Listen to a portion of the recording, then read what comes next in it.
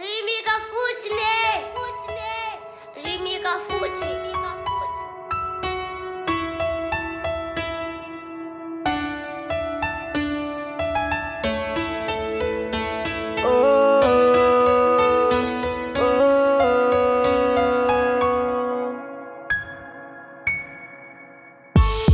Hatrany ampiandohana tefaiky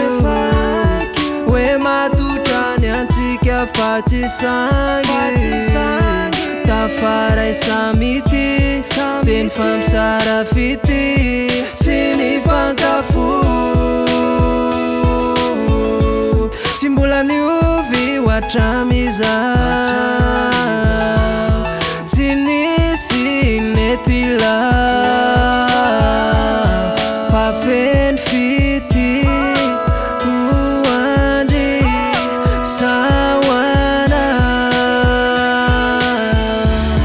Nyumari resi nyanjuani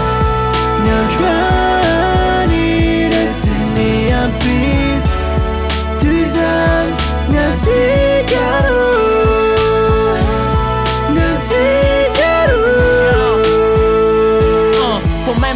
Faty anao rehefa mila aty mila miditra am-piangonana ky rehefa lahady fa ny eo anilanao ne tsapakoatra nefa paradisy sambatra miadanazy angambany azo mbarasisy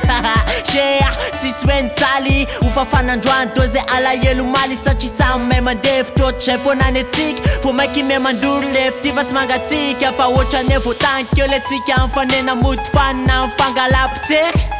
hatramizao mbola atao boky lefitiny menao afatramizao ne reny tsisy fery Antsio mianiany aramikosy fenao regnany akizy foko efa vertosy tsy mila afatsisy na bobakansy mpamitokotongo atsoko piso tenao rerintiky aranangana amiko ny apitso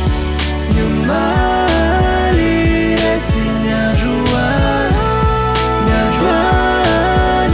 resi niampit Tuzan nyatigaru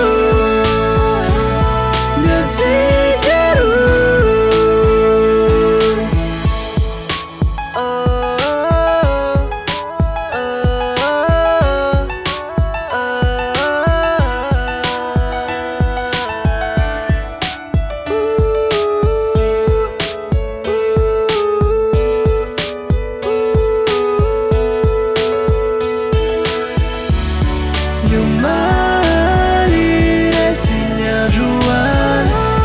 nyanjuani resi niampit Tuzan nyati